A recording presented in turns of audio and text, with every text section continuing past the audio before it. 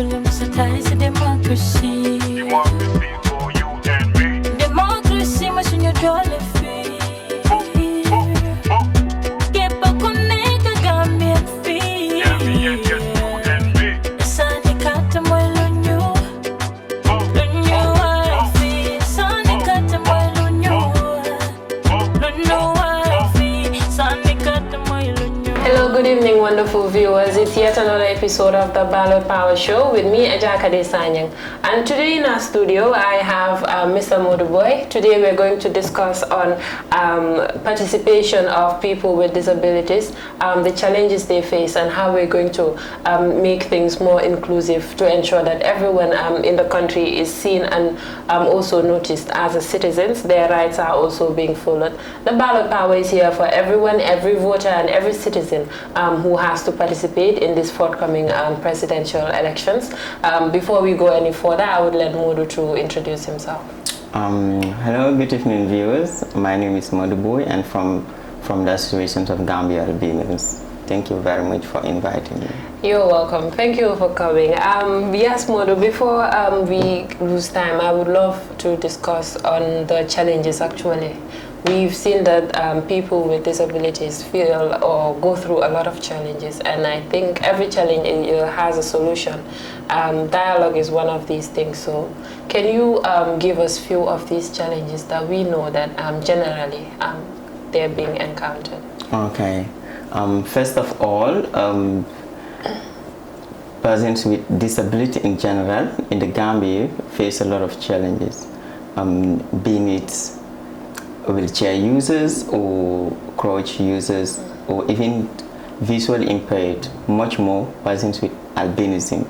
So even transportation is a problem in the Gambia here, because if you, for example, you go into Banjul and then you go in for walk, the first thing they will ask, if you want to take vehicle to Banjul, once they notice that you are using a wheelchair, there's no way for you.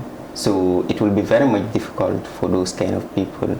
And likewise, when it comes to visually impaired, you'll be going on your way, they will be asking you, or even if you're going to the bank, for example, they will be thinking like you're going there for begging.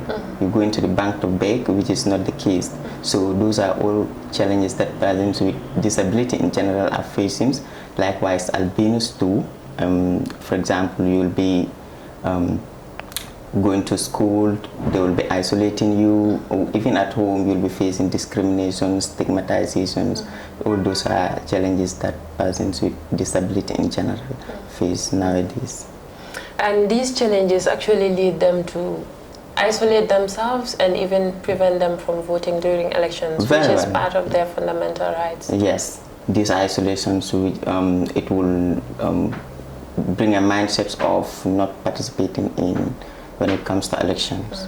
Yes. And so what do you think can be done about things like this? Whom do you think are the right people to stand up for the rights of people? Because we are all people. They just have a few challenges. That's very true, because it will be very important for the government to take part when it comes to the rights of persons with disability in general. A bill was passed since 2012, and now it passed through the second reading. Now it's going to the third reading. So perhaps we're expecting, if the bill is being confirmed and then finally considered as a law, it will be very much for us. It will be good for us as persons with disability. Yes. So how do we raise awareness to make people understand that we have to consider everyone, and everyone indeed has to come out and vote? During elections, what kind of challenges do you think will they face, and how do we bring an end to such? Okay, during elections, when it comes to elections, persons with disability in general, because voting centers are not accessible for everyone, and then it will be very much good for the government at least to provide transport, because all disability people are not staying in the same area, and some voting centers are not accessible for wheelchair users or persons with visually impaired. Yes, all those things are. apart from that, what else do you think can be done actually, not having to do with the election body and the government? What do we, the people out there listening and watching this show, have to actually do to help in one way or the other? Okay, that's a very important question. But to say now, it will be very much important also to create awareness for people to understand the situations that people with disability in general face, by at least giving phone to create awareness, organizing seminars or workshops where you'll be inviting people, teaching them about how the situations of albinism comes about, or the situations of disability comes about in general. Because disability, everyone is disabled. It's just a matter of, for us, we are seen, but I believe that everybody has disabled. So it will be very much important to organize those kind of discussions with parents and then critical stakeholders. Yes. Indeed, it's very important, and I also believe things like this should start from the schools, because if you can explain if there were any challenges you faced starting from school, because I believe this is where all the hope dies. Yes, very well. Me personally, I face a lot of challenges when it comes to when I was in school, including like for us, we are associated with low visions. That is obvious. So teachers before, they don't understand how albinism, or the situations of albinos in school, because they will be sitting you anywhere they want, sometimes at the back, which doesn't favor me because I only prefer to sit in front. Yes. So when it comes to writing, they will be asking you, why are you not writing, or why are you bending down? Because they don't understand the situation. So, and you too also, you feel shy for other people to at least bully you, because if they notice that you have low visions and the teacher is not willing to help, you will be very much feel shy to be bullied. Yes. Because, but for me personally, I was somehow strong-headed. I don't show them my face to be bullying me when I was in school. Yes, and whatever event comes, being it debate, I once won best debater in my former senior school, being it quiz competition with other schools, and I go everywhere. I don't give them the chance. Yeah, sure, indeed. It all has to do with the confidence and believing in yourself. Yes, very well. Yes, before we do say much, mbokay, bete sen programme Ballot Power Show la, ñu len ko indil fi ci Sahel Network TV. Tay nak amna gan fi ci biir studio bi ñu xamé ko ci Modou Boye. Modou nak dina ko bay mom mu nuyo ba paré wax ñu tuti ci liñ jotta waxtané mu doon nit ñi nga xamné ñu ngi am jafé-jafé wala ñu ngi am tuti laago mu tax ba nga xamné dinañ am jafé-jafé pour génn ci biir nit ñi, surtout ci jamono élection bi ñoo digmal ci ni ñeneen ñi sax dinañ tok ba né man duma sandi ji carte parce que yoon bi baaxut, wala suma agé dina sona, wala nit ñi dinañ ma daw wala yu démé nonu. Ma bay Modou mom mu nuyo ba paré Modou nga mun ñoo wax tuuti ci jafé-jafé yi nga xamné mom la nit ñi di jànkuwante. Ok, salaamaaleykum mbokk yi, am di jaama yi, maa ngi leen di nuyu, maa ngi tudd Modou Boye, maa ngi jógee ci Association of Gambia Albinos.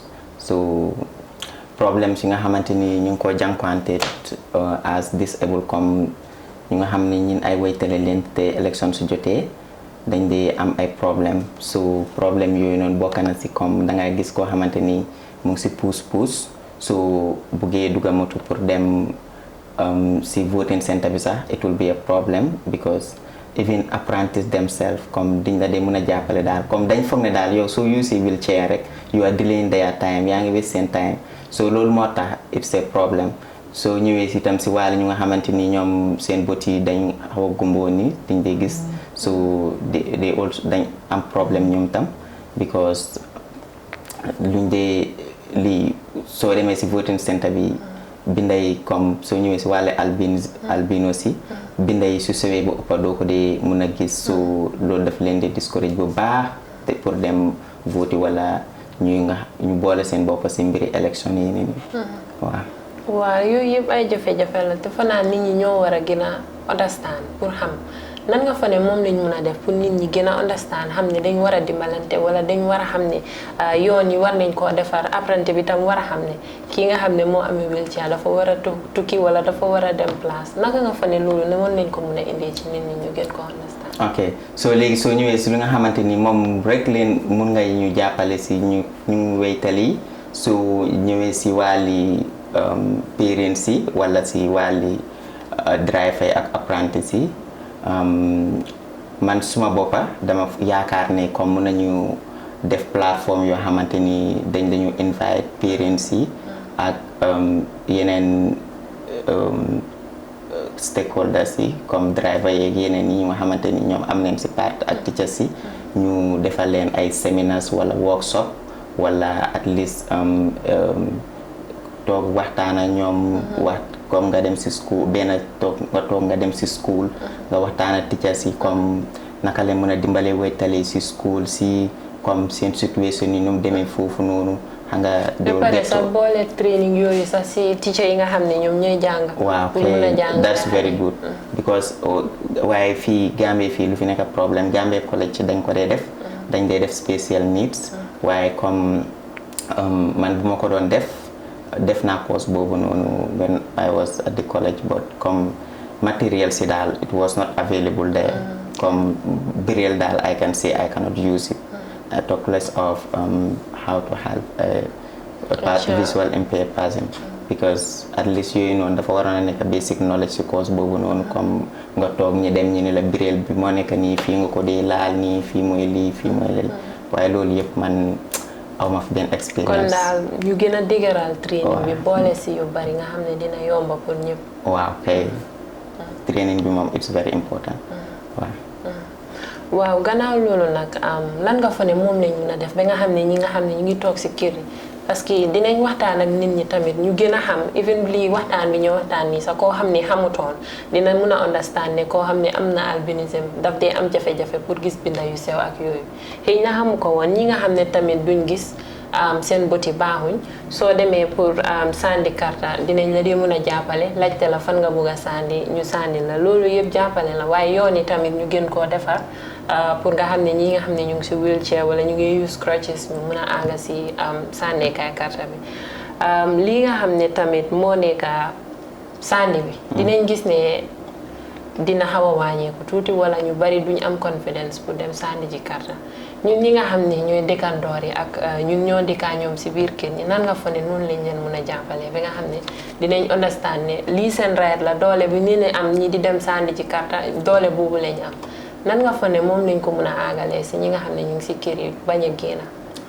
ñu nekk si kër yi bañ a génn xanaa kay ñu nekk di radio yaa ngi fii télévision yaa ngi fii ñu bàyyi di sëf seen boppa ba fees dem marché dem fii dugg fële ne le at least da nga war a am time pour seetaan comme programme yu mel nii yu nga xamante ni dañ lay waxal comme wàlli situation comme naka leen mën a dimbalee pour ñu dem sànni karta yooyu noonu soo amee time pour seetaan yooyu noonu rek comme da nga am confidence on yourself ne man daal comme duma am comme que jafe-jafe yooyu noonu daal dinaa ko lii daal parce que it's my right waaw loolu noonu yëpp it's very important waaye comme nga lii sa boppa nii yow amuloo benn time free boo xamante ni dangaa toog xool si dëkk bi xam lu fa nekk yow daal jaay wala yeneen yi loolu daal moom it's not normal at least da nga war am time seetaan télé surtout programme si mel ni yu nga xamante ni dañ laa educate waxal la leen moo la war ak yooyu noonu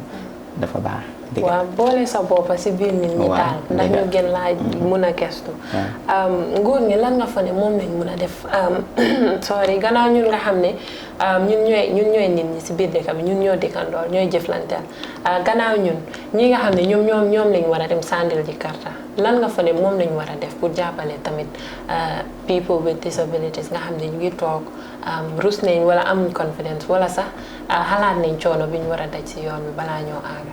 ok soo ñëwee si wàllu nguur bi moom ñu ngi fa amee woon bill depuis 2012 waaye ba léegi mu ngi dem ndànka nag waaye comme lu ñu si neex daal amaaguñ ko su demee ba mu nekk loo boobu moom dinañu jàppale su lu bëri te itam war nañu dimbale parce que soo ñëwee si wàllu jàng bi dangay gis koo xam ne dafa jàng bi grade 12 mu bëgg a dem further education am waaye comme because moom da ay wéytale la dañ foog ne daal it's a waste of time comme nga la ñuy jàppale yooyu noonu yëpp ñun bëgg nañ ci support parce que dangay gis ko jàng mu war a dem jàngi si biti pour yokk xam-xamam soo ko jàppalee fooguma moom rek a jàppale waaye comme dëkk bi yëpp nga jàppale parce que ñoom tam dañ war a contribute seen quota at least in nation development so danga leen war a jox that helping hand waaw gannaaw loolu yan jafe-jafe nga fa ne moom tamit war nañ koo mën a seetaan gëstuwaat ko nga xam ne yéen a ngi ko jànkuwanteel tamit.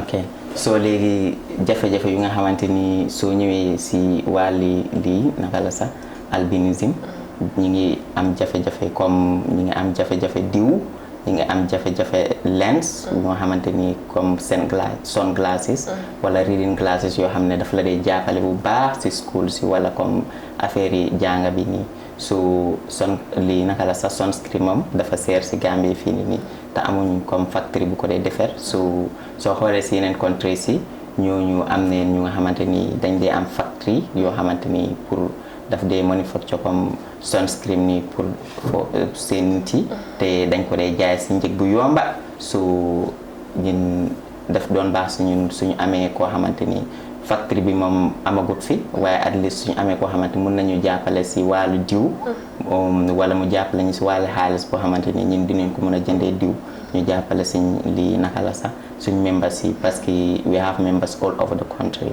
so dafa baax trop waaw loolu moom si wàllu yére itam soo ñëwee parce que ñun albinism we are different from others suñ skin bi is very sensitive to the radiation comme naaj bi mun na koo yaaxa so am na spécial yére yi ñu dee wax UV clothes yooyu nag moom amut fii nii Europe la dee am Europe la am waaye léegi comme suñu amee ku ñu si jàppale itam isi ñi façon yére yooyu noonu pour ñu nga xam ne suñ ko solee moom dina mën a reflect baag naaj bi ba du dugga si yaram bi waaw diw bi moom tam daf ñu dee jàppale ak soo ñëwee si wàllu mbaxana itam parce que ñin moom sol mbaxana daf dee baax si ñin that's very good comme soo solee mbaxana daf la dee aar si naaj bi bu baax sa yaram bi du lakk so waaye soo xoolee comme albinos yu bëri soo leen gisee si Gambie seen yaram yi dafa yaaxu parce que amuñ diw amuñ yére bi amuñ mbaxana bi amuñ leen suñuy sol soo xoolee seen bët yi sax dangay foog ne dañ guma sax waaye ñi ngay xool de waaye seen bët yi naaj bi daf ko duga bi nga xamante ni dafa sew ba doo ko dee understand dangay foog ne dañ guma wala seen bët yi neexut te loolu yëpp ñun ay jafe-jafe la te ñun ñu bari xamuñ ko ñu bari xamuñ ko ñu ngi fi duñ ko dee xam waa ñu ngi am ñoo xam ne am nañ doom yu mel noonu tam xamuñ ne lii yëpp dañ ko war a di waa sa doom sax at least sax su war a génn sax nga ne ko ne yow kaay nga sol yére bu gudda naaj bi baaxut si yow wala nga sol mbaxana waaye yooyu yëpp nit yi xamuñ ko so daf dee baax at least comme nga lii leen noonu waaw pour ñu gën see waxtaan kon ñu leeral because tey ni nga ko waxee ni ñu bari si lañ koo xam musuma xam ne sax ne génn without sunglasses daf dee affect seen bët yi ak yooyu waaw so yu mel noonu daal ñu ko gën di waxtaanal di yaatal ndax nit ñi mun a génn daal ñun ñëpp citizens la ñun ñoo war a génn sandi elections so yan achievement nga mun a wax yoo xam ne dëgg la yaa ngi koo gis si biir réew mi yoo xam ne pour nit ñi nga xam ne ñu ngi am ay jafe-jafe ñu ngi am disabilities te ñu ngi koo jëfoo si biir réew mi loo xam ne lu ñu war a gën a waxtaanee la ak lu ñu war a gën a push sa ndax mu dem si kanam si wàllum développement. ñun moom kay suñu jàppale disability in general suñu jàppale comme si wàllu suñ dundin yi wala comme nga jàppale ñu set up comme small business yoo xamante ni they will engage parce que da ngay gis koo xamante ni dafa am wheelchair moom dafa wax ne xaay man kay comme que mënuma wheelchair bi laa nekk rek bàyyi rek man ma toog kër waaw wala comme nga gis visual impair boo xam ne dafay wax ne xaay man kay comme que gisuma kay jarumay boole suma boppa si nit yi bàyyi rek ma dem toog waaye yooyu noonu yëpp it's very bad so léegi nit yi itam suñu mën a jàppale comme at least skills yoo xamante ni disabled si mun nañ ko train at the end of the day they will be able to employ themselves in those kind of things comme mini soap making wala computer skills all those things comme suñu amee ko ñu si jàppale itam dafa baax te maa ngi jàng si yeneen dëkk yi doo dee gis ku am ku toog si wheelchair mu ne duma liggéey dangaa tasee ñoom si yoon yi ñu ngee liggéey. waaw so lan nga fa ne moom moo waral ni Gambia te Gambia nit ñu baax a fi nekk Gambia dafa dañ am hospitality bu mag sax. dañ dee wax ne sax koo xam ne nekkul Gambien soo ñëwee we are very hospitable to you dañ leen da dalal dangaa dégg sax ñu ne soo demee si kër yi taaguloon dañ la may nga añ ak yooyu te yeneen dëkk yi góoma ne lu mel noonu am na fa soo ñu lan nga fa ne moo fi manqué ba nga xam ne confidence bi nekku fa pour nit ñi génn a liggéey wala ñu génn a jàng. Gambie fii moom kay problème bi moo nekk comme soo génnee si biti moom gis nga nit yu baax waaye si biir kër yi da am na ñu wax parents yoo xamante nii dañ difficult parce que dangaa gan su ñëwee sax yow sa doom bi su nekkee disabled dangaa gis gan mu ñëw sa kër sax nga daaxal sa doom bi ngeen ko dema dugg si biir bañ mu gis ko rek xam nga loolu noonu yaa ngay def si xale bi ne comme yow daal bokkuloo si nit yi daal so léegi yow gan su ñëwee sax nga ne ko nekk acca dema nga dugg si néeg bi ba gan bi ñibbi loolu miin loolu xam nga dafa miin ne comme yow bokkuloo si nit so most of the time comme si kër yi la di jógi waaw kon daal ñi nga xam ne ñu ngi si kër yi ñu gën a jàppalante daal jàppale xale yi depuis buñ dawee dëgg mooy dëgg. Viewers, we are still on the Ballot Power Show.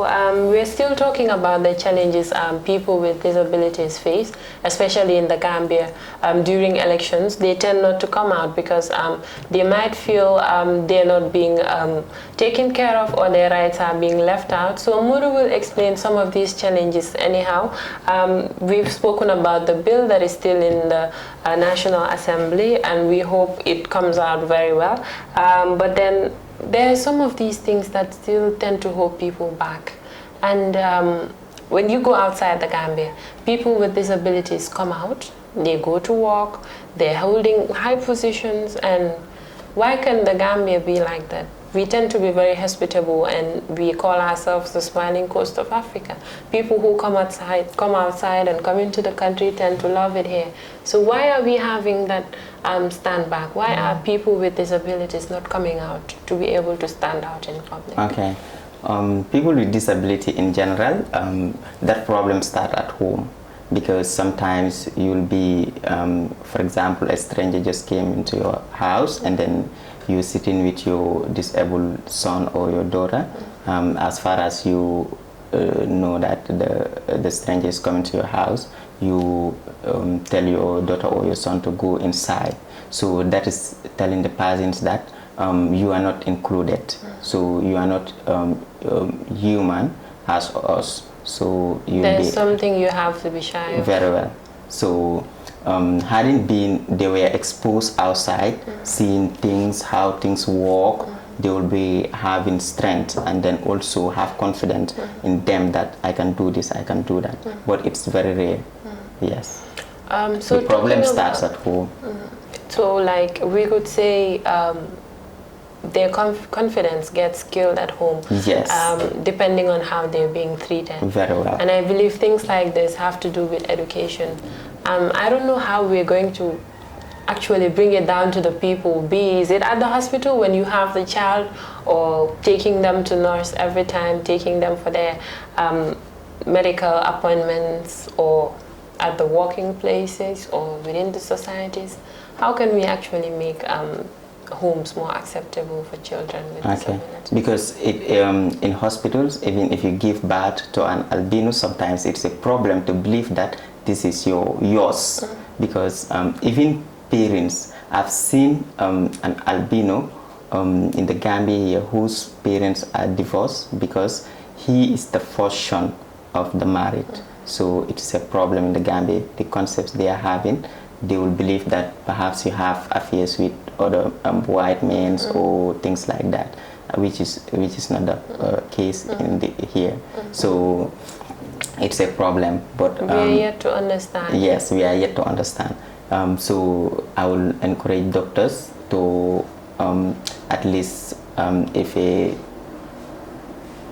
lady gives birth to an albino, before leaving the hospital, at least you explain to her how to take care and then make her understand that this is from God, because albinism is a genetic condition which is characterized by the lack of pigmentation in the skin, the hair, or the ear. So it's not a cause, it's not a disease. So doctors can also explain to the parents such things like that, make them understand, convince them so that they can take care of them. Because if not, they will neglect them, and at the end of the day, it will be a general problem. Because at least that daughter of yours or that son of yours might become something else in future, which will benefit not only you but the nation, the country at large. So it's very important. It's indeed important. Talking about being someone else, why do we tend to see that people with disabilities don't actually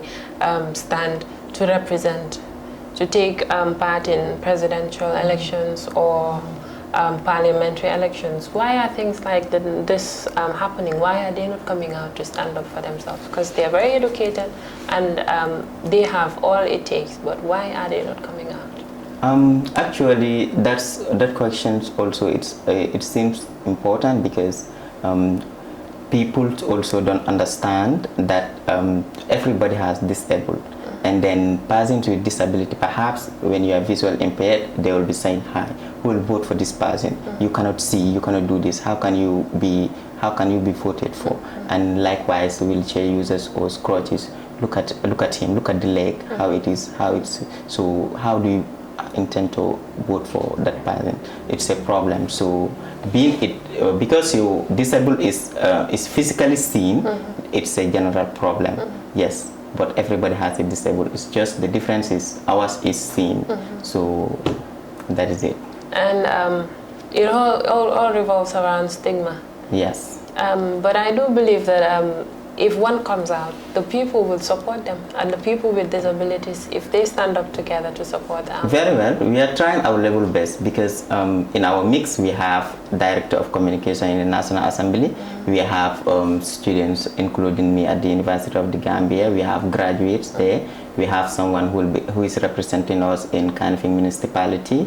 So we're just trying gradually very well. Yes. Hopefully. And some days will be recognized. Hopefully Yes. very soon. So what do you have to tell the people out there who feel that their disability doesn't let them come out to vote or to take part in anything that has to do with national development? Okay. In that case, viewers who are watching, much more disabled people, I will urge you guys to be participating in elections because your vote is your right, and then when you make the right choice, hopefully it might be very much. But the problem here is you can't understand who is the right person because those former regime, what they gave their how to call it. During campaign, what they will be telling you, and at the end of the day, when they came into power, what they will do, it's far different. Much more persons with disability.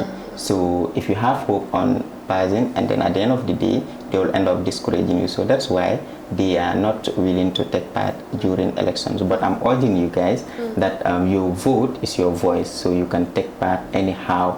I believe some days will be seen. Hopefully, yes. Democracy, as we always say. Very well. All right, wonderful viewers, that's all we have for today's Ballot Power Show. Thank you very much, Modou. Okay. It was indeed a pleasure. That was all for today. Till we come your way another time. Boye, li lañ leen amaloon ci Ballot Power Show bi comme niñ leen ko dee faralee di indi rek. Man la ba tey Adja Kati Sanyang ñu tàggatoo ba beneen yoon. Modou, you have anything to say more? Okay. Jërëjëf si dalal ma dalal si programme bi dama jeexal suma wax bi si suma mbokki waytale yi ñëw rek ñu génn ñu dem vote bi si élection parce que Olof Njaay daf ne sa carte mooy sa kaddu soo léegi comme que loolu la suñ carte mooy suñ kaddu bi si élection neen génn ñun ñëpp ñu dem vote volontaire démocratie. Yeah, pledge to peace. Thank you very much. Volunteer democracy, sa carte mooy sa kaddu. Pledge for peace, pledge to vote. Yes. Okay, jërë ngeen jëf, beneen bés. Thank you very much. Bye. Bully must tie to democracy. Democracy.